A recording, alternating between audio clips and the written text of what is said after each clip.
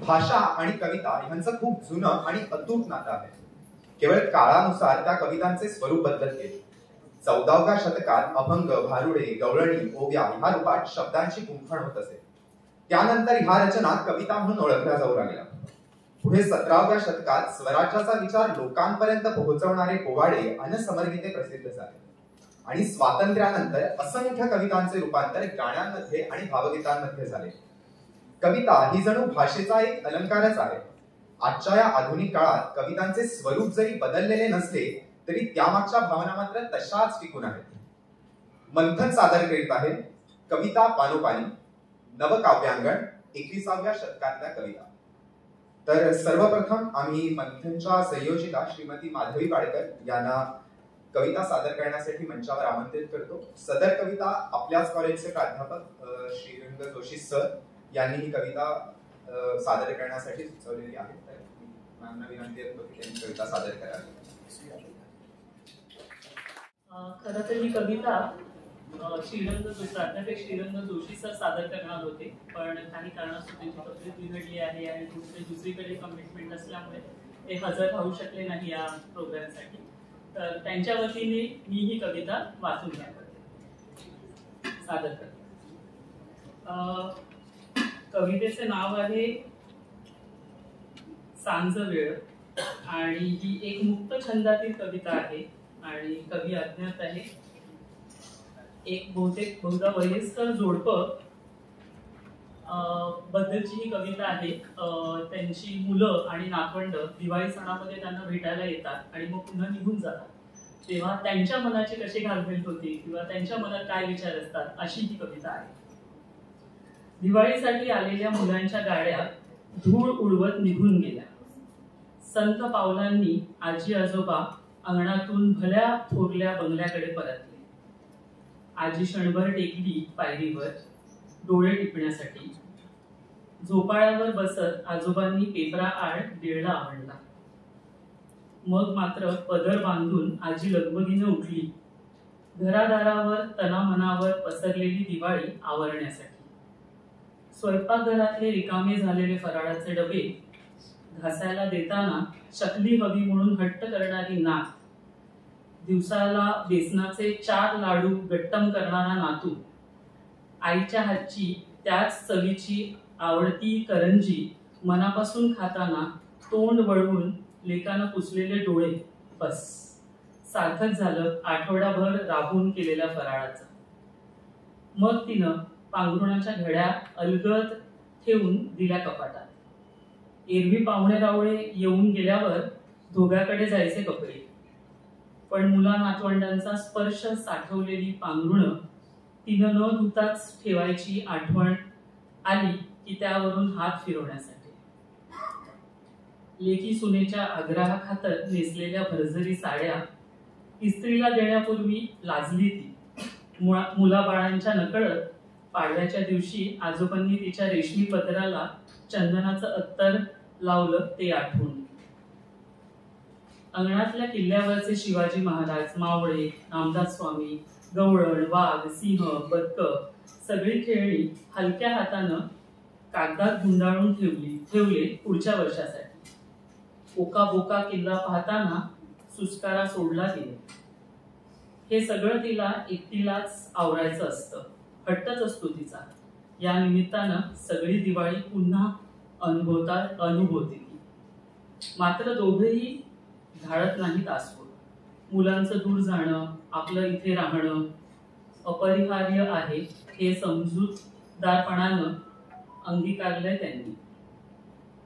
सांजावल्यावर पोर्चमध्ये लावलेल्या आकाशकंदील मात्र काढत नाही ती वर्षभर, कारण त्याच्या झिलमिल कवडशात हुडकत राहते ती मुलं, नातवंड, पतवंडांनाही आणि वाट पाहत राहते पुढच्या दिवाळीची. थँक्यू. आता मंचावर येत आहे अंकिता कान्हेरे, PhD फार्मसी, आपल्या समोर 2 कविता सादर करायला. सर्वांना माझा नमस्कार. तर पहिली कविता आहे की आपल्याला आयुष्यात प्रत्येकाला काही ना काहीतरी हवं असतं. कुणाला शांतता हवी असते, कुणाला यश हवं असतं, तर कुणाला फक्त हवा असतो एक क्षण विश्रांतीचा. तर पहिला ऐकूया कविता जीवनाला हवेसे क्षण. थकलेल्या आसवांना आता विसावा हवाय, शब्दांच्या धावांना निशब्द गारवा हवाय, स्वप्नांच्या पलीकडे आता वास्तव्याचा बंगला हवाय, दगदग झालेल्या जीवाला आता कुठेतरी विश्राम हवाय, सूर घेऊन नवा आता जीवन गाण्याचा ठेका हवा आहे, चिंतामुक्त होऊन दोरीवरचा भार नको हवाय, हसूनी मन मोकळ्यापणाने समाधानाचा श्वास हवा आहे, निडर होऊन स्वप्नांवर स्वार होऊन यश मिळवून फक्त आईबाबांचा आशीर्वाद हवा आहे. ही होती पहिली कविता.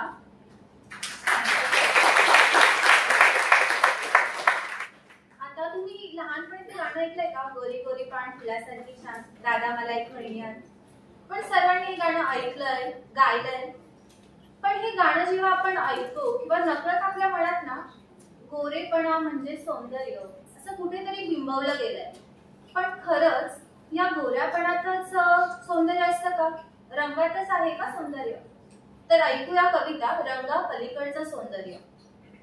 काळा रंग पाटीचा अक्षर उमटवितो शिक्षणाचे, काळा रंग रात्रीचा सौंदर्य वाढवतो चंद्राचे, काळा रंग डोळ्यातल्या भावलीचा चित्र दाखवतो जगाचे, काळा रंग काजळाचा रक्षा करतो बाळाचे, काळा रंग मातीचा बी अंकुरवतो धान्याचे, पण काळा रंग एखाद्या मुलीचा द्वेष दाखवतो लोकांच्या नजरेचे. बदलावी ही नजर आता, काळा रंग नाही माप सुंदरतेचे, खरे सौंदर्य आहे हे अंतरंगाचे. धन्यवाद.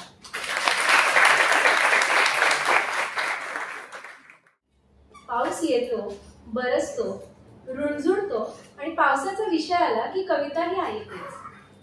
अशीच एक पाऊस नावाची कविता सादर करायला येत आहे अहिल्या जोशी. सर्वांना माझा नमस्कार. मी अहिल्या जोशी. आज मी जो काव्य प्रकार सादर करते तो आहे गझल. अरबीतून फारसी, फारसीतून उर्दू, उर्दूतून मग हिंदी आणि मराठी अशी गझल आली. सुरेश भटांनी मराठीत गझल आणली आहे. त्यानंतर अनेक कवींनी त्यावर उत्कृष्ट आणि भरभरून काम केलं.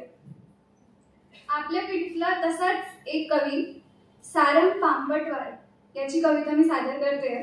तसा तो पेशाने सॉफ्टवेअर इंजिनियर आहे, पण साहित्याची आवड म्हणून त्याच्या मित्रांसोबत पुणे, मुंबई आणि इतर सिटीजमध्ये तो प्रयोग करतो. नाटकाचे प्रयोग, कवितांचे प्रयोग आणि हे सगळं तो करतो.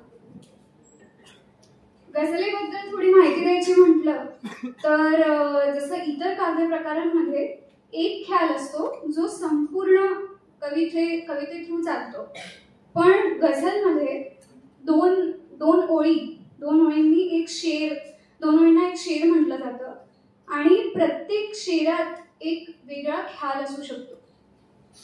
या दोन शेरांचं एकमेकांशी संबंध असणं गरजेचं नाही. इनफॅक्ट प्रत्येक शेर ही स्वतः एक स्वतंत्र कविता असते. तर कवितेचं शीर्षक म्हणजे गझलीचं शीर्षक पाऊस. बाहेर वातावरण होतच आहे पावसाचं, म्हटलं आतही थोडासा माहोल बनवूया म्हणून ही कविता निवडली. तर पहिला मक्ता म्हणजे पहिला शेर. जो गझलेतला पहिला शेर असतो त्याला मक्ता म्हणतात. मक्ता असा आहे की इच्छा घन लागले तर गरजू म्हणून भिजलो, किती स्वतःला द्यावे तरसू म्हणून भिजलो. कधीच इच्छा झाली नव्हती भिजण्याची, कधीच इच्छा झाली नव्हती भिजण्याची, पण डोळ्यांमध्ये होते अश्रू म्हणून भिजलो. भिजलो नाही तर फिकणारच नाही, भिजलो नाही तर फिकणारच नाही, भिजलो नाही तर ओसाडू म्हणून भिजलो. तापत आहे आयुष्याची माती इतकी, तापत आहे आयुष्याची माती इतकी, ओला झालो तर गंधाळू म्हणून भिजलो. गंधाळू म्हणजे त्याचा गंध दरवळतोय. आडोशाला थांबून सुद्धा ओला होतो, आडोशाला थांबून सुद्धा ओला होतो. आता एकदा भिजून पाहू म्हणून भिजलो. तसा आताही आवडलेला नव्हता मला पाऊस. तसा आताही आवडलेला नव्हता पाऊस, पण उघडी पडेल माझी बाजू म्हणून भिजलो. अंगावरती रिमझिम रिमझिम ओळी घेऊन नंतर कविता होऊन हवावी म्हणून भिजलो. मला तुला भिजताना पाहून छान वाटते, मला तुला भिजताना पाहून छान वाटते, असे तुलाही वाटू शकते म्हणून भिजलो. आता हा शेर माझा आवडता आहे. कुठवर या वाऱ्यांना माझे दुःख सुनावं, कुठवर या वाऱ्यांना माझे दुःख सुनावं, पाण्याची पाण्याने जिरो म्हणून भिजलो. धन्यवाद.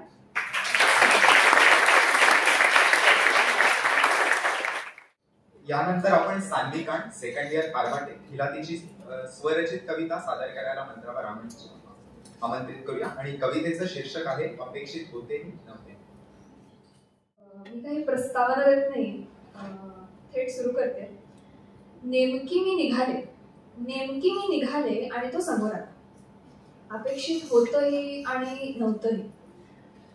बरोबर मी गेट बाहेर पाऊल टाकलं आणि वेळ साधून तो आला.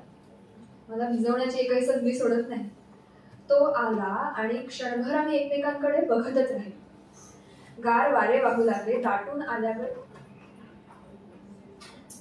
आल्यावर सगळं धुसर झालं. त्या काळोखात आणि गारव्यात मला फक्त मी कळत होते. तो आला आणि मी आसरा शोधू लागले. एक थेंबभरही स्पर्श नको होता मला. इथे तिथे धावू लागले, आडोसा पाहू लागले. सगळं चांदूक होतं. त्यात मध्ये पाय अडखळला आणि मी धडपडले. हे व्हायचंच होतं. अपेक्षित होतंही आणि नंतर तो आला आणि तोल गेला नाही असं कधी झालंय का? तो आला आणि तोल गेला नाही असं कधी झालंय का? लाटांनी समुद्र तटाला कोरडं कधी सोडलंय का? शेवटी सापडली जागा थांबायला, विचार करायला आणि तिथून फक्त त्याच्याकडे बघत उभी राहिली. नेमकं आत्ता घाई असताना का आला? आणि असा हा गर्दीत आपलासा वाटणारा तो ह्याच्यापासूनच दूर पळायचा म्हणजे नक्की काय करायचं आणि कसं? पळून पळून लाटांपासून किती पळ येतो किनारा. पुढे काय घडणार हे मला स्पष्ट दिसत होतं. आता तो येणार आणि बोलणार, माझ्याच आवडीचा विषय काढणार आणि मग मला स्वतःवर ताबा ठेवणं कठीण होणार. अगदीच नैसर्गिकपणे आणि अलगदपणे होईल माझ्याही नकळत. आणि तेच माझ्या मनाला सांगतं. जे कोणालाही ठाऊक नसतं ते सगळं त्याला कसं काय कळतं. बोलता बोलता माझी सगळी शिंपली हलकेच त्याच्या उंजळीत देते आणि तो हसतो. हा अन्याय आहे, हे चुकीचं आहे. हा अन्याय आहे, हे चुकीचं आहे, हे मला माहिती आहे. हा अन्याय आहे, हे चुकीचं आहे, हे मला माहिती आहे. पण हे त्याला उमगलंय का? तो येतो आणि आला तसा जातो. मी अशीच उभी असते, स्तब्ध, शांत. कोण रोखणार? ह्याला कोण रोखणार आणि कसं? लाटांना समुद्र तीराला भिजवण्यापासून आजवर कोणी रोखलंय का? तो येतो आणि आला तसा जातो. त्याला थांबवताही येत नाही. किती जरी केली आर्जवे तरी तो काय मागे वळून बघत नाही. त्याने आणलेलं मळब, त्याच्यासोबत आलेले वारे सगळं घेऊन तो तसाच परततो. माझ्या हातात नसतंच काही. आणि अखेर चित्र एवढंच रंगतं. आडोशाखाली उभी, पाण्यात जलमय, ओली चिंब मी दिसते. भिजलेला तट दिसतो पण लाटांचा पत्ता नाही. आणि माझ्या शब्दात काव्यमय तो पाऊस कोणालाही दिसत नाही. धन्यवाद.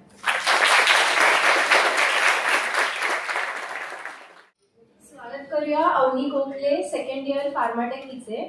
ती आपल्या समोर एक स्वरचित कविता मनभर आठवणी सादर करणार आहे. मनभर आठवणी. खरं म्हणा की वेळ पुन्हा मागे घेता येत नाही. एकदा गेलेला क्षण पुन्हा अनुभवता येत नाही. पण सुंदर क्षणांच्या आठवणी मात्र बरीच जादू करतात आणि कपाळावर असल्या आठ्या तरी ओठांवर हसू आणतात. कडक उन्हाने मी वाफ होईन जेव्हा आठवणींचाच गारवा लवकर येईल मला. मग मात्र गालावरनं एकतरी हिरा सरकेल आणि हरवलेलं माझं स्वरूप मला पुन्हा एकदा मिळेल. श्वास जेव्हा घुसमटेल माझा तेव्हा तेच मला श्वास देतील. हृदयाच्या ठोक्यांवर हसरं गाणं बसवतील. याच आठवणी सतत मला जगत राहायला शिकवतील आणि असे क्षण पुन्हा येतील ही उमेद देत राहतील. त्यावेळेस तो आनंद अनपेक्षितच होता. भरून आलेल्या आकाशात विजेसारखा चमकून गेला. आजही आकाश भरून आले, आजही वीज चमकेल. पुन्हा एकदा माझ्या आयुष्यात सुखाचा पाऊस बसेल. म्हणून आनंद एवढासा असला तरी तो पुढेही अनुभवायचा असतो. एक एक क्षणाला तारा करून आकाशात लटकवायचा असतो. कारण सूर्य येतो, सूर्य जातो तरी तारे तसेच राहतात आणि दिवसा नाही दिसले तरी अंधारात सापडतो. धन्यवाद.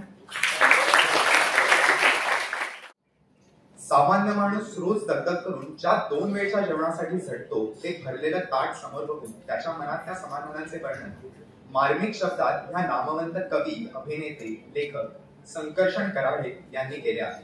त्यांचीच वाढलेलं पान ही कविता आपण अजिंक्य धारक याच्याकडून ऐकूया. सर्वांना नमस्कार. माझं नाव अजिंक्य धारक. आज तुमच्या समोर संकर्षण कराडे यांनी लिहिलेली आणि रचलेली वाढलेलं पान ही कविता सादर करण्याचा प्रयत्न करतो. मस्त ठोकावी मांडी आणि वर न्यावी बाही, अहो चवीने खाणं सुद्धा काही खायचं काम नाही. सर्वप्रथम वाढलेल्या पानाकडे असे डोळे भरून बघावं, वदनी कवळ म्हणावं आणि यज्ञ कर्माला लागावं. आता ज्याच्यापासून सुरू होते हे वाढलेलं पान, पदार्थ करा कुठलाही, याला विशेष असतो मान.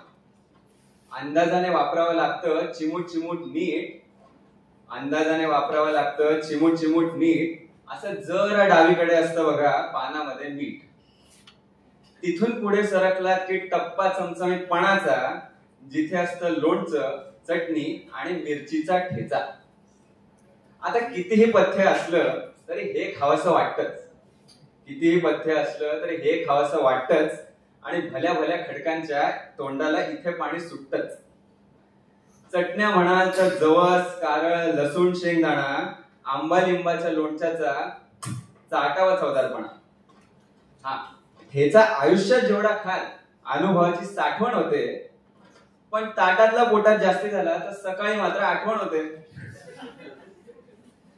आता जिच्यासाठी चाले सगळा प्रपंच, धंदा, नोकरी, पानाच्या अगदी मधोमध ती पोळी आणि भाकरी. गोल गोल गरम गरम अशी आईनेच पानात वाढावी, पापुद्रा काढून आतली खमंग वाफ आपण काढावी. मग मनसोक्त जेवणाऱ्यांमुळे नसतं डाएटचं कारण इथून पुढे पानामध्ये येतं ते चिंच गुळाचं वरण. मग बाजूला कोण आहे याची चिंता आपण का करावी, अशी वरणात पोळी कुस्करावी आणि फुरकी मारावी. ह्याशिवाय हे बिचारा पोट काय दुसरं मागतंय. पण चांगली भाजी करायला मात्र कौशल्यपणाला लागतं. चिरलेली, निवडलेली, वाफवलेली किंवा भरलेली. काहींच्या घरी ती ही पण असते हो, कालची थोडी उरलेली. उगाच जास्ती क्रेडिट त्या कोंबडी बोकडांना गेलाय. या भाज्यांनीच आपलं जगणं सांगतो खरं समृद्ध केलंय. चांदीच्या ताटातही शोभून दिसते मेथी, भेंडी आणि गवार. चांदीच्या ताटातही शोभून दिसते मेथी, भेंडी आणि गवार. सोन्याचा चमचा असला तरी खाणार हेच, ठाकरे असो वा पवार.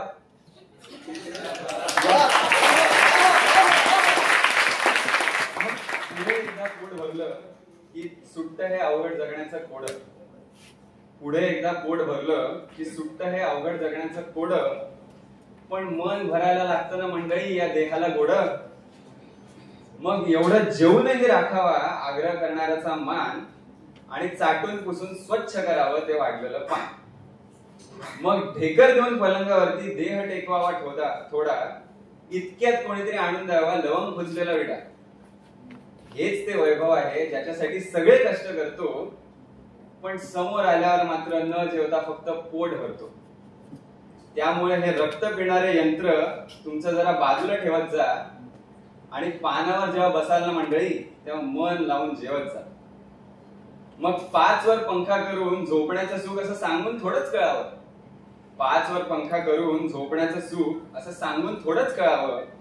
आणि असंच वाढलेलं पान देवा रोज सगळ्यांना मिळावं. असंच वाढलेलं पान देवा रोज सगळ्यांना मिळावं. धन्यवाद.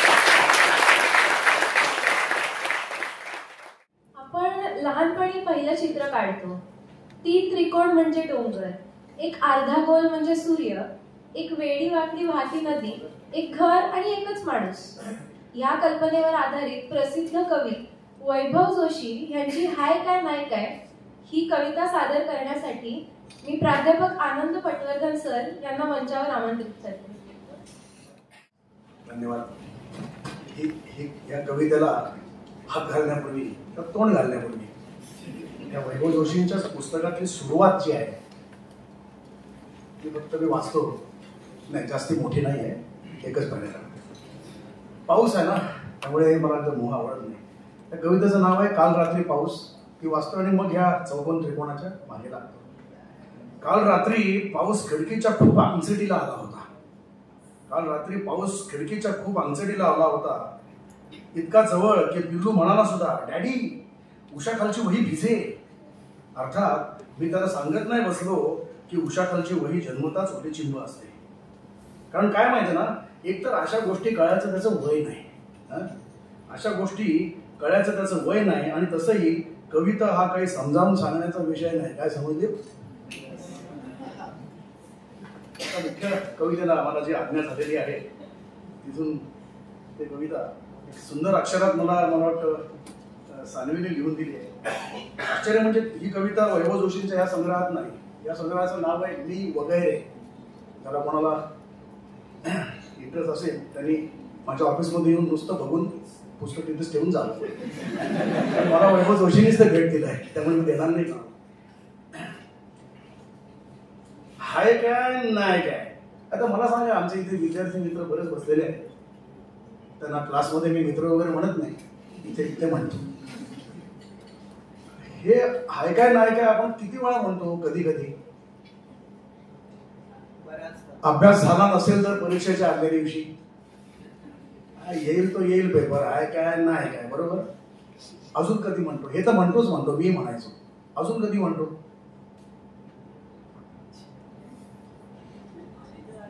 नाही, मी कधीच नाही म्हणत. असू दे, कविता हा काही समजावून सांगायचा विषय नाही, कवी वगैरेच म्हणतात, त्यामुळे मी आता सुरू करतो. हाय काय नाही काय. हे बघ, आयुष्याचा कागद घे. कसला? आयुष्याचा कागद घे, हिरव्या हिरव्या रेगा मार, हेच आपले दरी डोंगर.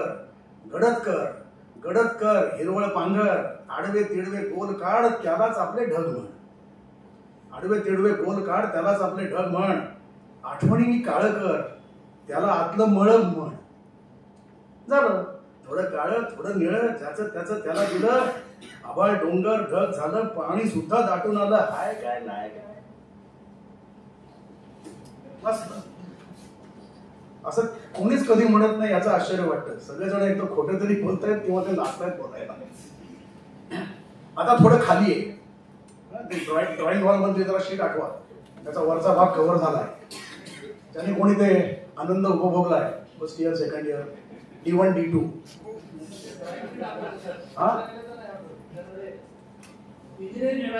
इंजिनिअरिंग D1 D2 आपल्या क्लासरूम पण ट्रेनिंग. आता थोडं खाली आहे, कोपऱ्यामधली जागा घे. चौकोन काढ त्याला घर म्हण. आहे काय नाही काय. त्रिकोण काढ त्याला छप्पर म्हण. आहे काय नाही काय. पाहिजे तितकं रंगवदार, काटेरी पण कुंपण मार. आपल्या पुरतं तोरण लाव, आपल्या पुरतं तोरण लाव, आपल्या पुरतं आपणच गाव वेस, अंगण, कुंपण इतक्याच जागेत मावतो आपण. घर झालं, दार झालं, चित्र निम्म पार झालं. बघा आता कागदाच्या अर्ध्यावर आलोय आम्ही. घर झालं, दार झालं, चित्र निम्म पार झालं. हाय काय नाही. पुन्हा ड्रॉइंग क्लासला जाऊन बसावं वाटायला लागलं मला. आहेत का गवाळ सर आहेत, देशमुख सर माया पुन्हा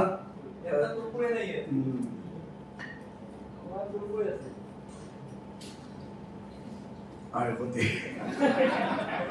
खूप लाल लाल पेन्सिल आठवतात मला, त्यांनी मारलेल्या. आता दारात थांबून उभं राहा. आता बघा, शेवटचा 1/3 भाग आपण त्या ड्रॉइंग शीटवर आलो. घर झालं, दार झालं, चित्र निम्म पार झालं. आहे काय नाही काय. आता पुढे. आता दारात थांबून राहा. पाऊस कुठून येतो पहा. दे सोडून दे, नाही कळणार. सोडून दे कळणार नाही, पण आला पाऊस टळणार नाही. चमकेल तेव्हा चमकेल वीज. काय शॉट घेतो डोक्याला, सोडून दे. चमकेल तेव्हा चमकेल वीज, तू नकोस चमकूस प्लीज. एकाग्रता होईल भंग, डोळ्यांमधले सांडतील रंग. हा बघ धक्का लागला सुद्धा, आणि ही बघ कुंडी फुटली सुद्धा. आणि हे काय, हे बघ धावून आली सर. मला धावून आले सर, आणि चुकून वाचणार होतो मी. गवाळ सर धावून आले का काय. हे बघ धावून आली सर, आले सर नाही. हे बघ धावून आली सर, हे बघ वाहून गेलं घर. आहे काय नाही काय. चला धन्यवाद.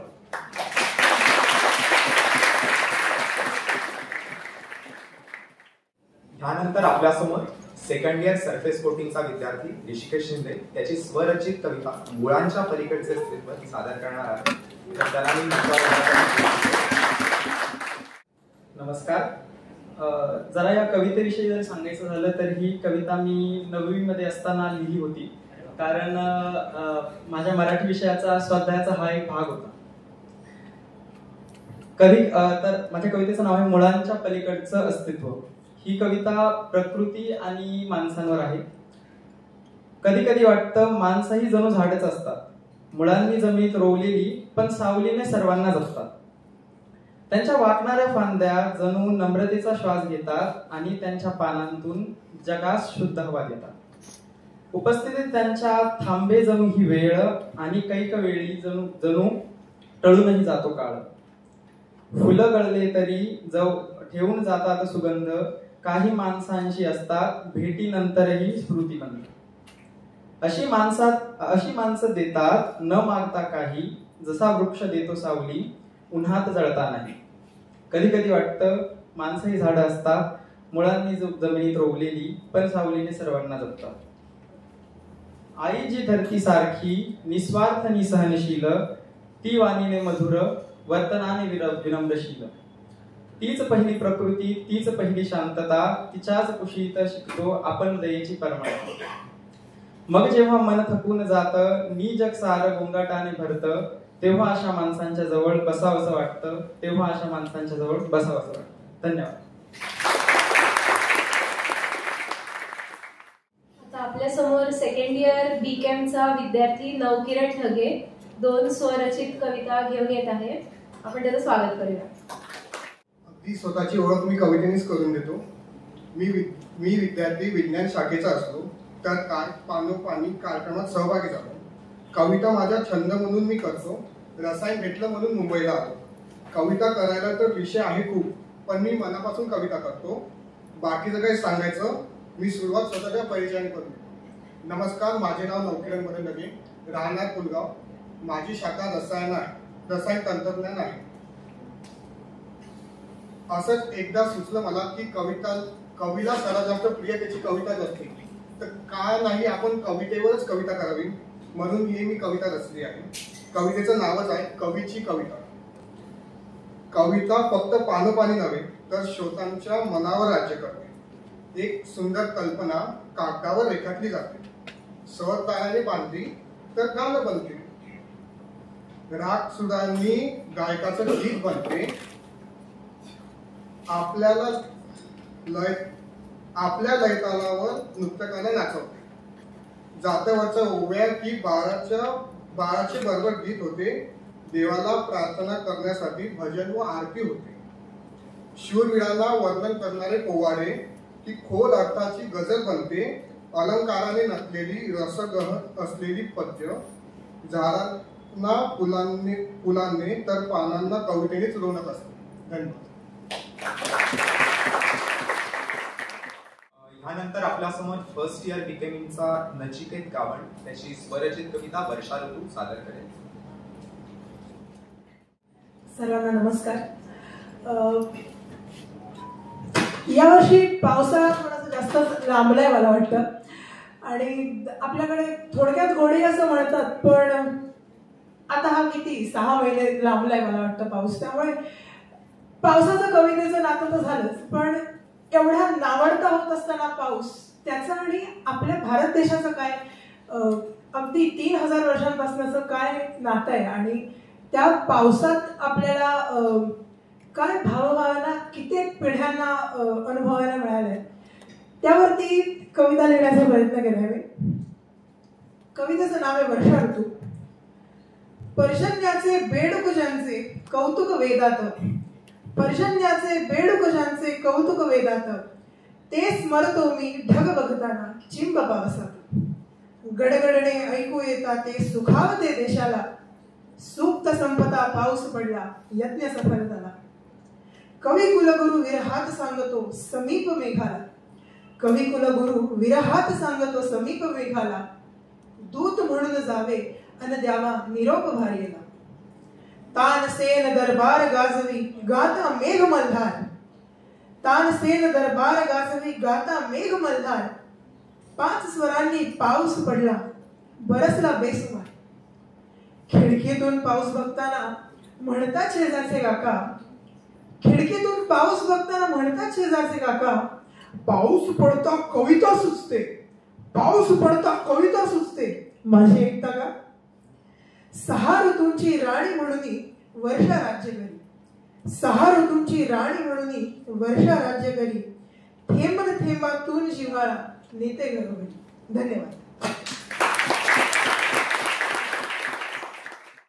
आता आपल्या समोर प्रस्तुत करणार आहे हर्षल बराटे, एमटेक परफ्युमरी. त्याने 2 स्वरचित कविता लिहिल्या आहेत. सगळ्यांना नमस्कार. तर माझ्या कवितेचं नाव आहे बघ किती शाना आहे पाऊस तुझ्या कुशीत बसलेला. बघ किती शाना आहे पाऊस माझ्या कुशीत बसलेला, घुटमळत राहिला इथेच जसा परतीचा त्रास असलेला. मी त्याला अडवून ठेवलं होतं तुला आवडतो म्हणून, मी त्याला अडवून ठेवलं होतं तुला आवडतो म्हणून, तुला अडकवून ठेवण्याचा प्रयत्न होता फसलेला. तुझ्या गालावर एखादा थेंब स्पर्शन गेल्यावर पाऊसही शहाळून जाताना मला दिसलेला. तुला दिसताना कधी माझी आठवण येते का हाच विचार करत खिडकीपाशी माझ्यासोबत बसलेला. तुझ्या माझ्यातल्या अंतरात मनी अंतरी असलेला बघ किती शहाणा आहे पाऊस माझ्या कुशीत बसलेला. दुसरी कविता मी सादर करू इच्छितो, तिचं नाव आहे तुला पाहिल्यानंतर. ही कविता सगळे आपण रिलेट करू शकतो जेव्हा आपण पहिल्यांदा आपण स्पेशल व्यक्तीला ज्यावेळेस बघतो त्यावेळेस. तर 4 ओळी मला सुचलेल्या त्या सादर करू इच्छितो. तुला पाहिल्यानंतर. शोधले नाही डोळ्यांनी तुला पाहिल्यानंतर, सुंदरतेचा अर्थ कळाला तुला पाहिल्यानंतर. तुझ्या डोळ्यात पाहिले नाही त्या सागराने अजून तो बुडेल तुला पाहिल्यानंतर. विसरून डंक शोधेल गोडवा बदमाशी तुझ्या ओठांवर, गळतील फुले सुद्धा प्राजक्ताची तुला पाहिल्यानंतर. अगोदरच मी झालो वेडा तुला पाहिल्यानंतर. धन्यवाद. आता मी प्राध्यापक विजय साने सर यांना मंचावर येऊन आपली कविता सादर करण्याची विनंती करते. आपण त्यांचे स्वागत करूया. आपला जमाना गेला.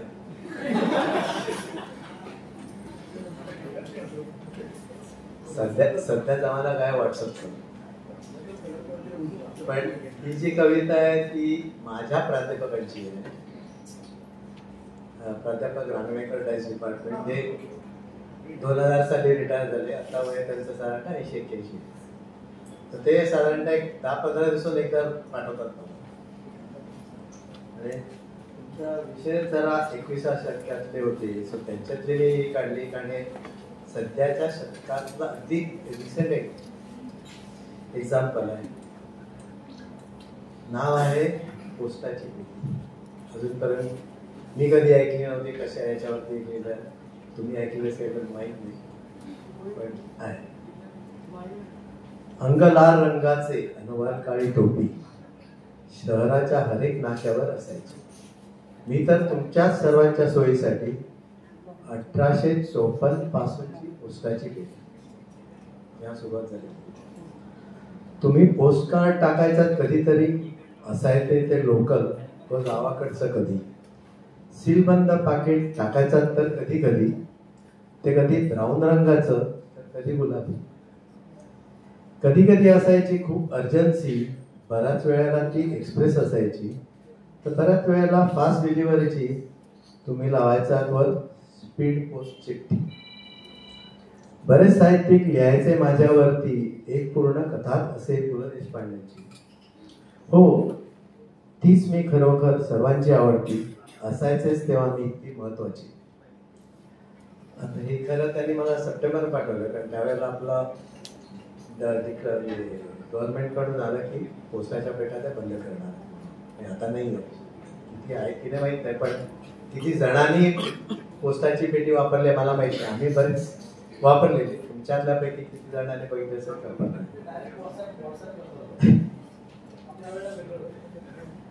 आता फतवा ये 1 सप्टेंबर रोजी नक्की उचल मागणी होणार आहे माझी. 250 वर्षानंतर गायब होईन मी पुन्हा रस्त्यावर कधीच न दिसण्यासाठी. आणि जस्ट आता थोडा विषय गंभीर झाला म्हणून जरा थोडा चांगल्या विषयावर देऊ. आताच आपला मोठा सण झाला तर त्याची एक आठवण, दिवाळीची खाद्यजत्रा. दिवाळीची खाद्यजत्रेत फराळाची गर्दी, घ्यायला आस्वाद, जमलेत सगळे दर्दी. लाडू आला घरंगळत, करंजी डुलत डुलत, झुमकेदार शिवे बरोबर चिवड्याची लज्जत. शंकरपाळे अनारशाची झाली खोगीर भरती, हलक्या फुलक्या चिरोट्यांची एंट्री त्यावरती. चकल्या कडबोळ्यांची खमंग मजा जास्त, खाऊन सर्वजण होऊ नका सुस्त. फराळाच्या जत्रेची ऐटच मोठी न्यारी, हिंदोळ्यावर झुलत मजा लोटा पुरी. दीपावलीच्या आता झाल्या, पण फराळी शुभेच्छा. असं तेव्हा धन्यवाद. यानंतर सेकंड इयर बीफार्मची विद्यार्थिनी आर्या प्रभू खानोलकर ही तिची स्वरचित कविता सख्यान सादर करेल. मी तिला मंचावर येण्याची विनंती करतो. मैत्रीण बरंच काही सांगून जाते, बरंच काही शिकवून जाते. वेळी सावरते, पाठीशी घालते, कधी कान देखील पिळते, पण मायेचं पांघरून मात्र नेहमी घालते. अशा मला जोपासणाऱ्या या माझ्या सख्यांवर ही एक छोटीशी कविता. सख्यांना पाहून या माझ्या सख्यांना मनही माझे खुलावे, बोलून या सयांशी रुसण्याचे हास्यात रूपांतर व्हावे. घालवलेल्या प्रत्येक क्षणी एकत्रपणाचे समाधान मनात पुरात रुजावे. कधी नयनी पडल्यास काळजीचे रान मनात उगवले. सवयींची त्यांच्या आता ओळख नेमकी अशी व्हावी, जणू मैत्री आमची अशी अनेक जन्मापासूनची असावी. पाहून या माझ्या सख्यांना मनही माझे खुलावे, बोलून या तयांची रुसण्याचे हास्यात रूपांतर व्हावे. नभा एकत्र खायच्या नियमाचे पालन मात्र व्हावे. अभ्यासानंतर एकत्र बसून गप्पांचे स्वप्न असेच फुलावे. बघता बघता मैत्री नात्यात बदलून जावी आणि अशी आमची मैत्री रोज रोज घट्ट उतरावी. पाहून या माझ्या सख्यांना मन हे माझे फुलावे, बोलून या तयांची रुसण्याचे हास्यात रूपांतर व्हावे. धन्यवाद. आता आपल्या समोर Pundalik Pawar third year textile एक कविता सादर करायला येत आहे. मी पुंडलिक संध्या सुनील पवार. याआधी कधी मी मंचावर आलेला नाही. मित्रांचा उत्साह आणि म्हणलं चला पाहूया काय करता. एक छोटीशी कविता आहे, मी लिहिलेली आहे तिच्या विचारात. तुझ्या नशेत तुझ्यासाठी काय बोलून मी जातो ग, तुझ्या नशेत तुझ्यासाठी काय बोलून मी जातो ग. ती अशी ती तशी हेच बोलत राहतो ग. तुझ्या स्वप्नाच्या पाऊल वाटे मी असाच चालत जातो ग. तू गुलाब तू मोगरा सगळी बाग तुझ्याच नावी करतो ग. तू गंध तू सुगंध तूच माझं अत्तर ग. तुझ्या नशेत तुझ्यासाठी काय बोलून जातो ग. तू स्वप्न सुंदरी तू अप्सरा तूच माझी राणी ग. तुला न सांगता तुझ्या विचारात उगाच रमणी जातो ग. तुला न बोलता तुला न सांगता तुझ्या विचारात उगाच वेळा होतो ग. ठीक आहे, थँक्यू सो मच. यानंतर आपल्या समोर साक्षी शिरसाट हिची आता तरी विठ्ठला सोडशील का ही कविता सादर करते. नमस्कार, मी साक्षी शिरसाट. माझ्या कवितेचं नाव आहे पंढरीच्या विठुराया आता तरी सोडशील का तुझ्या पायीची वीट. खरं तर कवितेबद्दल सांगायचं झालं तर गावाकडचा एक छोटूसा मुलगा आहे आणि तो समाजातील काही गोष्टी बघून आपल्या विठुरायाकडे तक्रारी करतो आणि त्याची भाषा अगदी निरागस आहे, तुम्ही ती समजून घ्या.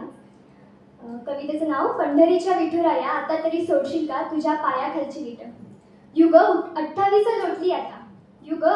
लोटली आता तरी सोडशील का विठू तुझ्या पायीची वीट. आता तरी सोडशील का विठू तुझ्या पायीची विट? दरवर्षी आम्हीच का यावं, दरवर्षी आम्हीच का यावं तुझ्याकडं? का करावी उगा पायपीट? कमरेवरचे हात आता तरी काढशील का? कमरेवरचे हात आता तरी काढशील का? आणि आता तरी विठू पायाखालची वीट सोडशील का? उभा मस्त तू पंढरपुरात, लेकरांची चिंता नाही बघ तुला. इथं धर्मांमध्ये माणूस बघ वाटला जातोय, हे पटतंय का रे तुला? नकोत कुठल्या रंगाचे झेंडे, विठू तुझ्या भक्तीचा रंग तेवढा ठेव, विठू तुझ्या भक्तीचा रंग तेवढा ठेव. नको जमू देऊ मंदिराबाहेर उगाचीच गर्दी, माणसातच दिसू दे आता मला देव. जागोजागी होणारा भ्रष्टाचार तिकडे जरा विठू चक्कर मार, जागोजागी होणारा भ्रष्टाचार विठू जरा तिकडे चक्कर मार. एक दिवा घेऊन जा त्या गरीबाच्या झोपडीत आणि दूर कर तेथलाही अंधार. माहितीये विठू मला, अरे माहितीये रे विठू मला, माणसांचं असं वागणं बघून विचारांचा काहूर उठला असेल तुझ्या आत. माहिती मला, माणसांचं असं वागणं बघून विचारांचं काहूर उठलं असेल तुझ्या आत. मग जा चंद्रभागेच्या तिरी आणि बस थोडा वेळ निवांत. सगळीकडे जाता जाता, बरं का विठू, सगळीकडे जाता जाता रुक्मिणीच्या रावळातही जाऊन ये. बरं का विठू, सगळीकडे जाता जाता रुक्मिणीच्या रावळातही जाऊन ये. तीही 28 युगांपासून उभी रे तुझ्या प्रतीक्षेत, तिलाही एकदा भेटून ये. आई म्हणते विठू तू तर सगळीकडेच राहतो, जगाला म्हणे या तुझ्या बंद डोळ्यातून पाहतो. असाच विठू तुझा वास आमच्या अंतरी राहू दे, आणि मी केलेल्या मागण्या पूर्ण करण्याचा धाडस तू आम्हा माणसांनाच दे. उगाच बा पांडुरंगा माझ्या बोलण्याचं तू मानू नको वाईट. शोभून दिसतोस बघ तू असा, पायाखाली असताना विट. धन्यवाद. आता आपल्या समोर कविता सादर करायला येणार आहेत प्राध्यापक राजेंद्र देशमुख सर. आपण त्यांचे स्वागत करूया. आपल्याकडे मंथन आपण वर्षानुवर्ष साजरी करतोय. कविता पानोपानी. चांगले कलाकार पण आहेत आपल्याकडे, खूप चांगली मिमिक्री करतात. एक नाव मी घेतो, माझ्या समोरच येते. मिमिक्रीचाही कार्यक्रम कधीतरी आपण करूया आणि त्याचं अध्यक्षपद आपण पटवर्धन सरांना देऊया. खूप छान मिमिक्री करतात, तो एकदा कार्यक्रम करूया. बरं, पाऊस यावर्षी खूप पडला, खूपच पडला. आणि वातावरण मोसम, सकाळी ऊन, दुपारी पाऊस, परत रात्री थंडी, म्हणजे ज्या वेगाने मोसम बदलला ते, आणि झालेलं शेतकऱ्यांचं नुकसान. कोणीतरी सांगितलं 2 ओळीचं असेल तर शेर होतो, 4 ओळीचं असेल तर चारोळी होते, आणि मग त्याच्यानंतर पुढे कविता. तर मी आधी शेरच म्हणतो, आता तो हिंदी आहे. लड़की बदल जाती है मौसम की तरह,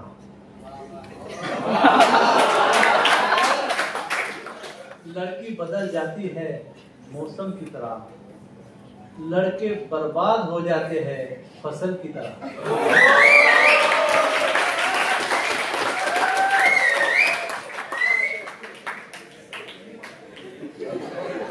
वातावरण कसं आहे सर, वातावरण कसं आहे, मोसम कसा आहे. म्हणून आता कवितेला सुरुवात करतो.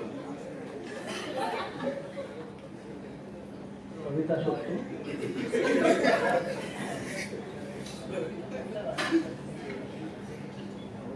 आमच्या लहानपणी आम्ही काही शब्द ऐकले.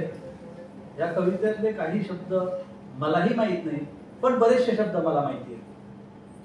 याचा अर्थ असा की ह्या पिढीला फार थोडे शब्द माहित असतील आणि बरेचसे शब्द माहीत नसतील आपल्या मराठी भाषेतले, आणि त्याच्यावर आधारित ही अशी कविता आहे. कवी कोण ते मला माहिती नाही आहे. काव्य वाचनाचं ठरलं होतं. मी आमच्या BEdच्या क्लासमेट्स जे मराठी जे आहेत 2-3 त्यांना मी मेसेज टाकला की प्रिफरेबली 2000 नंतरची एखादी दुसरी कविता मला पाठवा. त्या दोघा तिघांनी मला काहीतरी पाठवलं, त्यातलं मी म्हणतोय. ही कोणाची कविता माहीत नाही. मोठ गेली नाडा गेला, गेला सौंदर कणा, 6 बैली नांगर आता दिसेल का हो पुन्हा. हेल गेला कासरा गेला, गेली शर्यत बैलगाडीची, मोगरी गेली हातणी गेली, गेली मळणी धान्याची, वावडी गेली उफणणी गेली, गेली धार धान्याची, भुसारा गेला कलवड गेला, गेली इर्जिक नांगराची, वाडगं गेलं खळ गेलं, गेली शान झोपाट्याची. माहित नाही तुम्हाला यातले किती शब्द माहिती आहेत, मला बरेचसे माहिती आहेत, लहानपणी ऐकलेले म्हणून. सावड गेली बलुत गेलं, अलुतेदार बलुतेदार हे प्रकार होता. सावड गेली बलुत गेलं, गेली राखोळी गुरांची. पूर्वी गुरं राखण्यासाठी एक गडी असायचा, त्याला वर्षाच्या काठी ठराविक रक्कम दिली जायची, त्याला राखोळी गुरांची राखोळी असं.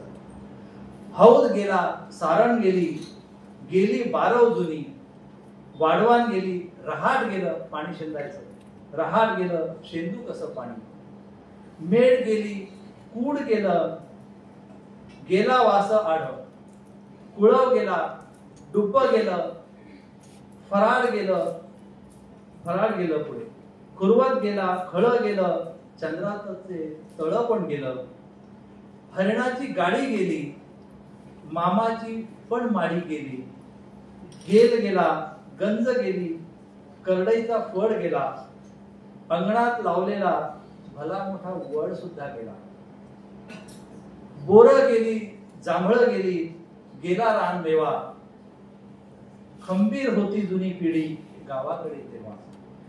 आता कुठं शोधायच्या गावाकडच्या वाटा, प्रगतीच्या नावाखाली मोजू कसा तोटा. सांगा मित्रा कधी आता गावाकडे जायचं, आणि ताटली दूध भाकर चोरून बुरून कधी खायचं. धन्यवाद. आता पुढची गोष्ट म्हणजे ह्या कवितेतले काही शब्द मला पण लागले नाही, म्हणजे ते माझ्याही बालपणाच्या आधीचे असतील, पण तरी मी कोऑर्डिनेट करू शकतो. तुम्हाला ते जरा डिफिकल्ट झालं असेल. दुसरी कविता आहे सुरेश भटांची आहे, गझल, आणि शीर्षक आहे कवितेचं मी कुणाला कळलोच नाही. मी कुणाला कळलोच नाही. मित्र कोण शत्रू कोण गणित साधे कळलेच नाही. नाही भेटला कोण असा ज्याने मला छळलेच नाही.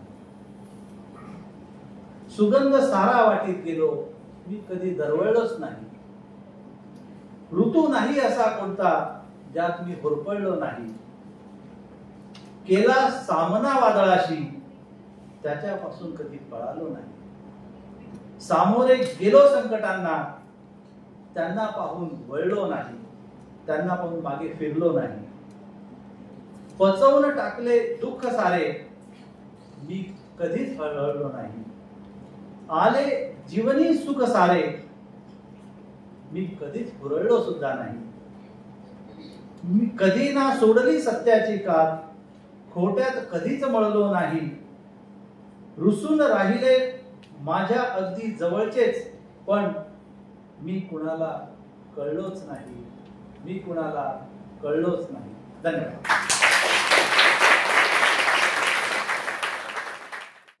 आता Tanishk Pawar second year polymer घेऊन येत आहे एक स्वरचित कविता, एक परिपूर्ण परिवार.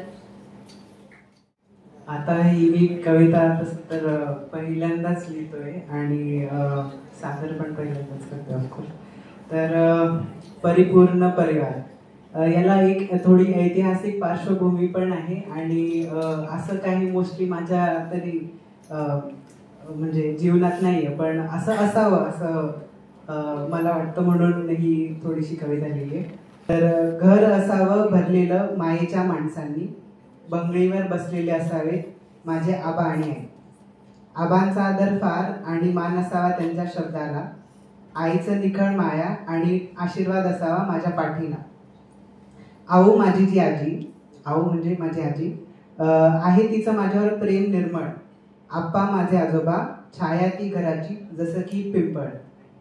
आजी आजोबा आहेत माझे प्रेरणास्थान, त्यांच्या प्रत्येक शब्दाला देतो मी माझे नेहमी कान. भाऊ आणि बहिणी माझे जसे राजाराम, राणू आणि अंबिका, 4 जीव 1 प्राण असा राहावा हा सलोखा. मतभेद असले तरी मनभेद नसावेत, सुखदुःखात सगळे नेहमी सोबत असावेत. असावी मला एक मुलगी गोड, त्या भवानीला नसावा तोड. शंभूची ती शोभे छाया, सर्व जिच्यावर करती माया. अल्लड बेभान जशी ती रानातली वाघीण, तरीही नम्र चंचल जसं की एक हरिण. आता याच्यानंतर जे मी लिहिलंय ते त्याच्यावर मित्र थोडंसं मला नंतर छळतील असं मला वाटतंय, पण तरी सुद्धा मी बोलतो. तर असावी मला एक पत्नी, तर कशी अशी जशी कोमल कळी कमळाची, आणि हुशार पण असावी ती. हुशार कशी जशी दुसरी शारदाच, कणखर अशी जशी सह्याद्रीचा कडा. श्री असलो जरी मी तिचा, तरी खरं सौभाग्य तर माझंच आहे. जेव्हा सोबत असते माझ्या ती, परिपूर्ण होऊन जातो मी. सखी माझी प्रथम ती मग झाली भार्या, तिच्यासारखी दुसरी मला भेटलीच नाही कोणती आर्या. राज्ञी झाली ती माझ्या घराची, किल्ली मिळाली तिला माझ्या मनाची. जय असो तिचा, कारण आहेच कर्तृत्ववान ती. मला समजून घेते ती आणि तिला समजून घेतो मी. पाहिजे ती निर्भीड, निडर आणि सर्वोच्च असावा तिचा स्वाभिमान. पण हातचं राखून देताना उपाशी न जावो घरून आमच्या कोणताही मेहमान. स्वयंपाक करेन मी तिने फक्त वाढावं,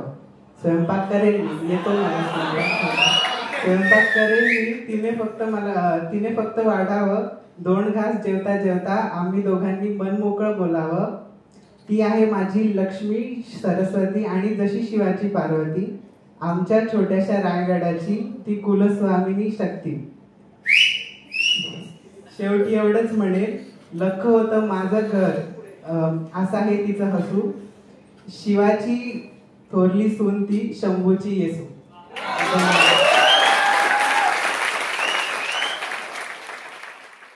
खूप छान कलेश. आता यानंतर आपल्यासमोर मास्टर्स प्लास्टिक इंजिनिअरिंगचा विद्यार्थी जहीर मुलगावर, आई मी अजून हरलो नाही, मी त्याची कविता सादर करेन.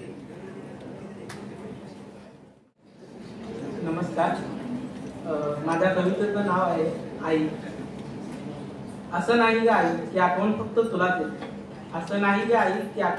तुलाच येते, येते. तुझं नाव ओळखी येतात, आठवणींचा काटा मनात रुजतो. तुझ्याशी बोलताना जीव माझाही तुटतो. तुझं काय ग तू रडून मोकळी होते. अश्रूंना बाण घालता राहता माझी मात्र गमछाक होते. मी कधी तुला बोलत नाही, पण माझंही मन इथे रमत नाही. रात्र मी झोपत नाही, कारण तुझ्या खुशीची ऊब इथे कशातच नाही. दिवस मी ही मोजत असतो तुला भेटण्याचे, पण काळ हा काही संपतच नाही. खूप रडलो आज, पण अश्रू पुसण्यासाठी माझे तुझा पदर काही दिसलाच नाही. आठवण फक्त तुलाच येते आई, असं काहीच नाही. धन्यवाद. आता आपल्या समोर येत आहे फर्स्ट इयर BChem चा विद्यार्थी वेदस गुप्ते एक कविता सादर करायला. मी त्याला येण्याची विनंती करते. नमस्कार, माझं नाव वेदस गुप्ते आणि मी आधी काळा जात रेंज पाहिजे ही कविता सादर करणार आहे. तेच जगणं, तेच जीवन, रोज तेच सारखं जेवण. आयुष्यात कधी थोडा तरी चेंज पाहिजे. एकमेकांशी बोलता येते, पण आधी काळजात रेंज पाहिजे. भाऊ दूर झाले, आई बाबाचं ओझं झालं. अर्धा अंगण तुझं आणि अर्धा अंगण माझं झालं. थोडा तरी काळ जातं, आपुलकीचं कव्हरेज पाहिजे. एकमेकांशी बोलता येते, पण आधी काळजात रेंज पाहिजे. हल्ली घरातल्या घरात अंगत पंगत बसत नाही. आपुलकी प्रेम जिव्हाळा दूर दूर दिसत नाही.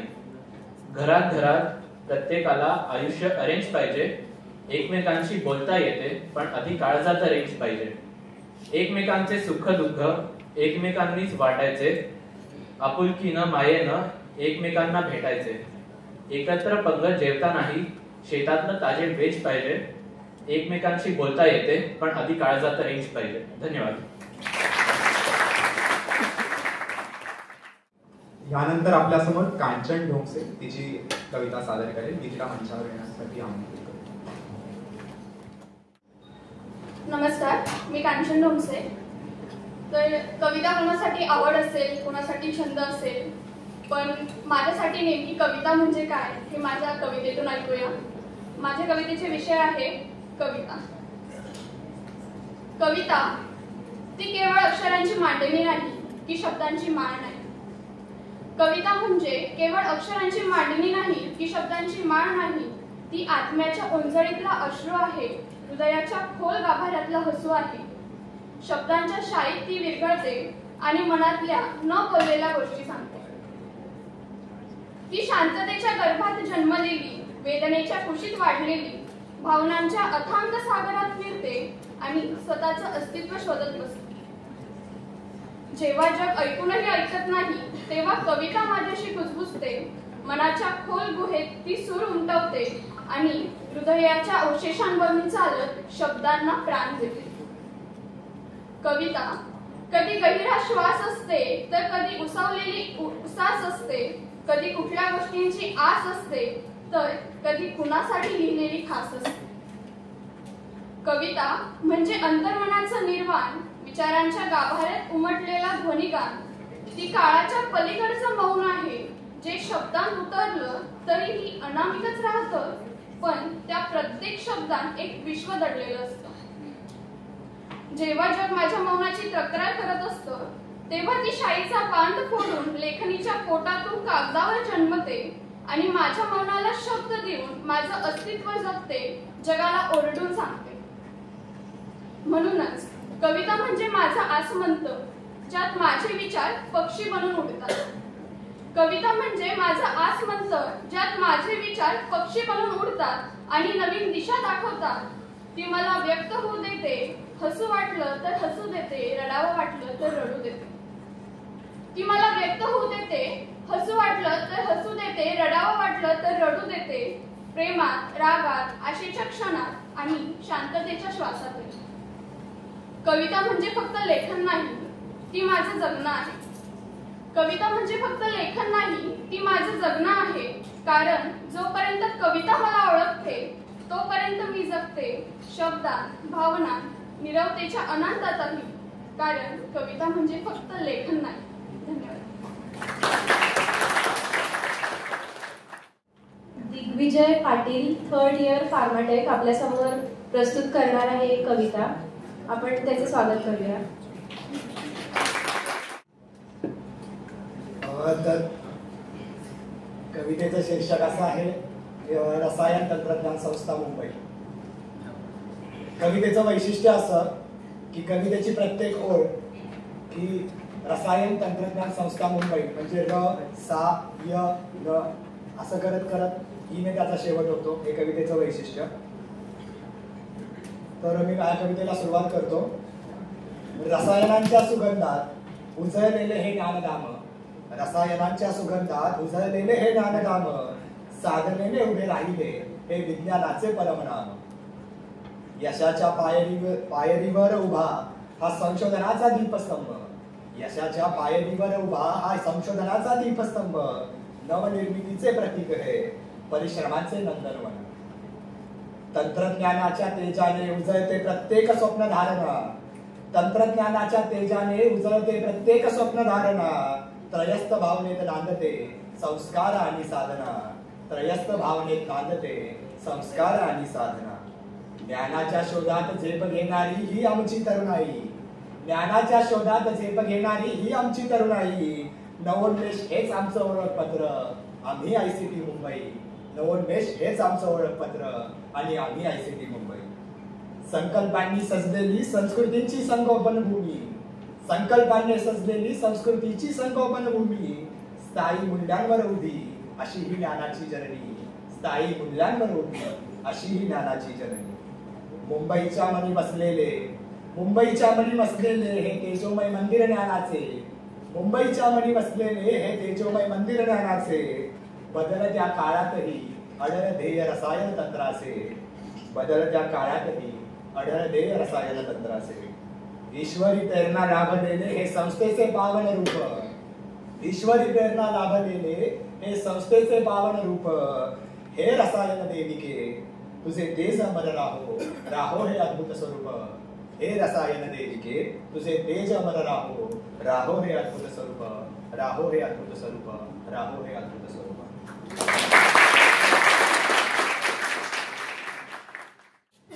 यानंतर रुपेश पवार आपल्या समोर त्यांची कविता सादर करतील.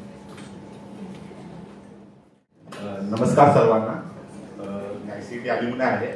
सगळ्यांच्या कविता ऐकून मला पण वाटलं की लास्ट मिनिट चला एक आपण पण कविता थोडी बोलूया. खूप वर्ष झाले ICT या स्टेजवर, आता वर्षांनी येतोय, 5 वर्षांनी येतोय.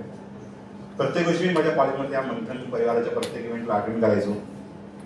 आमच्या वेळेस कविता पानपणी हा कवितेचा होता, आता कविता पानपणी झालाय. आज 5 वर्षांनी कॉलेज संपल्यावर या मंचावर आलोय आणि मनात जुन्या आठवणीचा सागर दाटलाय. खचाखच प्रत्येक कवितांच्या इव्हेंटला ही केळी भरून जायची. माझ्या कॉलेजच्या त्या गप्पाटप्पांच्या कवितात मी त्या जगात रंगून गेलो. खूप लोकांनी आता संरचित कविता बोलले. खूप छान वाटलं की मंथन अजून चालू आहे. मंथन हा एक रिफ्रेश बटन आहे आमच्या अलिमुनासाठी. आम्ही अटेंड करतो प्रत्येक अलिमुना येऊन. आज या कवितेच्या सहवासात पुन्हा एकदा पुन्हा रिचार्ज करायला ठरवलं मी. आज मी आलोय एक उद्योजक म्हणून नाही, उद्योजक म्हणून 2 दिवस आलोय, या स्टेजवर बोललोय, पण आज पुन्हा एक कवी म्हणून तिथे उभा आहे. आणि हो, स्टार्टअप चालू आहे. इतकं मेल केले की आता जीमेल पण म्हणतो तुम्हाला कविता लिहायला पाहिजे. तर अशीच एक हलकी फुलकी कविता, पण तुमच्यासाठी स्टार्टअपचा कवी. कॉलेजात कविता लिहायचो प्रेमात बुडालो म्हणून, कॉलेजात कविता लिहायचो प्रेमात बुडालो म्हणून, आता मेल लिहितो क्लायंटला प्लीज रिव्हर्ट बॅक म्हणून. पूर्वी वहीत लिहायचो तुझ्यासाठी प्रिय, पूर्वी वहीत लिहायचो तुझ्यासाठी प्रिय, आता एक्सेल शीट मध्ये लिहितो क्वार्टर 4 टार्गेट अचीव्ह करायचंय. कविता अजून तीच, फक्त विषय बदललाय. कविता अजून तीच, फक्त विषय बदललाय. पूर्वी तू होती, आता स्टार्टअप कल्चर घडलंय. कधी टीम सोबत मीटिंग, कधी टीम सोबत मीटिंग, कधी क्लायंटला कॉल, कधी टीम सोबत मीटिंग, कधी क्लायंटला कॉल, पण कवितेच्या या जगात अजूनही माझं लागून चाललंय ओव्हरऑल ओव्हरऑल ओव्हरऑल. तर बेसिकली आता आम्ही खूप एक्सट्रोवर्ट झालोय. या मंचाने आम्हाला खूप एक्सट्रोवर्ट बनवलं. पण कॉलेजमध्ये असताना फर्स्ट सेकंड इयर प्रोफेसर मला ओळखतात. मी खूप इंट्रोवर्ट होतो फर्स्ट इयर सेकंड इयरला, पण या मंचाने मला खूप एक्सट्रोवर्ट बनवलं. आणि जेव्हा इंट्रोवर्ट होतो तेव्हा मी एक कविता लिहिली होती माझ्या फर्स्ट इयरच्या एंडिंगला. आणि कवितेचं शीर्षक आहे कागदच मला सोबती, कागदच मला सोबती. कविता चालू करतो. हे खूप लोक रिलेट करू शकतात ही कविता. खूप काही बोलायचं रे, एक मी अनेक ती. खूप काही बोलायचं रे, एक मी अनेक ती. कुणाला सांगणार रे मी, कागदच माझा सोबती, कागदच माझा सोबती. आज पुन्हा आठवते ती मला, आज पुन्हा आठवते ती मला. आठवतो तो क्षण जेव्हा पाहिलं तिला. ती गालावरची खळी ते निरागस असणं, ती गालावरची खळी ते निरागस असणं, तिच्या प्रतीक्षेत तासन तास ते बसणं. आठवतं तिचे ते वळून पाहणं, मी पाहताना ती नजर चुकवणं. पुन्हा एकदा पाहायचं रे, एक मी अनेक ती. कुणाला सांगणार रे मी, कागदच माझा सोबती, कागदच माझा सोबती. जर होकार नकाराच्या वादळात अडकलो नसतो, जर होकार नकाराच्या वादळात अडकलो नसतो, रस्त्यात भेटून ते 3 शब्द बोललो असतो. तिच्या एका भेटीसाठी आसुसलेलं मन माझं, तिच्या एका भेटीसाठी आसुसलेलं मन माझं. सांगणारे एकतर्फी तर नव्हतं प्रेम माझं, सांगणारे एकतर्फी तर नव्हतं प्रेम माझं. गेला का रे तो क्षण, गेला का रे तो क्षण, एक मी अनेक ती. कुणाला सांगणार रे मी, कागदच माझा सोबती, कागदच माझा सोबती. सांग तिला सांगू का, सांग तिला सांगू का की आठवणीतच ठेवू, सांग तिला सांगू का की आठवणीतच ठेवू, की भेटून मैत्रीचं आलिंगन देऊ. प्रेम नाही तर मैत्रीचं भेटेल, प्रेम नाही तर मैत्रीचं भेटेल, विचाराच्या गर्दीत हृदयात एकांतातच भेटेल. हिमतीने हे सर्व बोलायचं रे, एक मी अनेक ती, कुणाला सांगणार रे मी, कागदच मला सोबती, कागदच मला सोबती. धन्यवाद पुन्हा हा मंच भेटल्याबद्दल.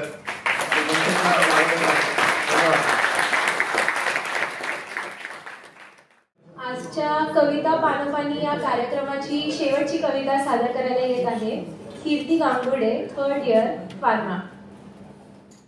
नमस्कार, मी कीर्ती गांगुर्डे आणि जिच्यासाठी बोलायचं ती आज इथे दिसलीच नाही, असो ही कविता तिच्यासाठीच आहे.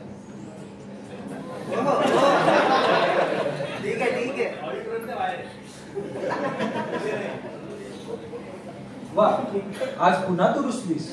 बहुधा मी श्वास घेतला म्हणून का काय? तुझ्या मूळचा GPS मिळतो का रे? दर तासाला डायरेक्शन बदलते. मी काही केलं तुझ्या न सांगता तर लगेच रागवतेस. माझी परवानगी न घेता केलं. अगं, टूथब्रश बदलताना पण विचारावं लागतं का? थोडं मोठ्यानं बोललो तरी म्हणतेस माझ्यावर ओरडतोस का रे तू?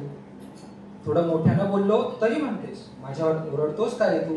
आणि बाहेर निघायचा विषय आला की बस ताबडतोब चेहऱ्यावर ऑफिशियल डिनायल मोड ऑन.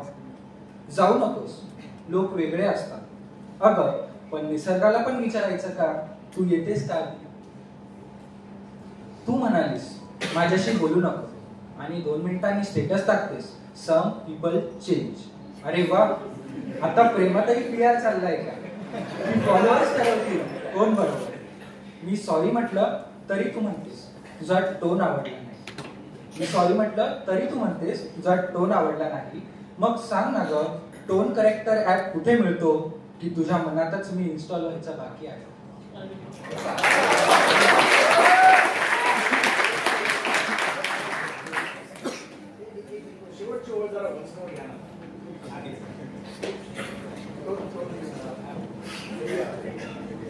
अगं, बाहेर निघायचा विषय आला की बस ताबडतोब चेहऱ्यावर ऑफिशियल डिनायल मोड ऑन. जाऊ नकोस. मी सॉरी म्हटलं तरी तू म्हणतेस तुझा टोन आवडला नाही. मी सॉरी म्हटलं तरी तू म्हणतेस तुझा टोन आवडला नाही. मग सांग ना ग, टोन करेक्टर ऍप कुठे मिळतो की तुझ्या मनातच मी इन्स्टॉल व्हायचं बाकी आहे.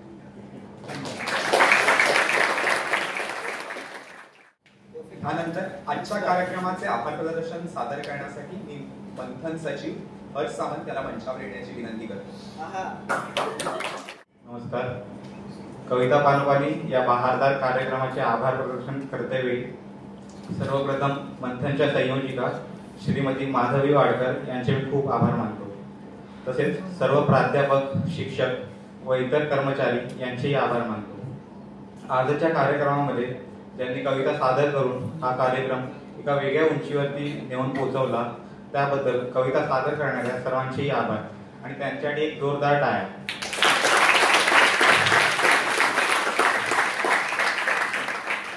या कार्यक्रमाचे निवेदन आपल्या खास शैलीतून करणाऱ्या सार्थक केळकर व नेत्रा देशपांडे यांचेही आभार. केवी उपलब्ध करून दिल्याबद्दल अभिषेक घाडी यांचेही आभार. संस्थेचे आभार व तुम्हा सर्व रसिक श्रोत्यांचे मनापासून धन्यवाद. या कार्यक्रमाचे सूत्र सांभाळणाऱ्या सर्व मंथनकोरचेही आभार मानतो. आपण कार्यक्रमाची सांगता वंदे मातरमनी करणार आहोत.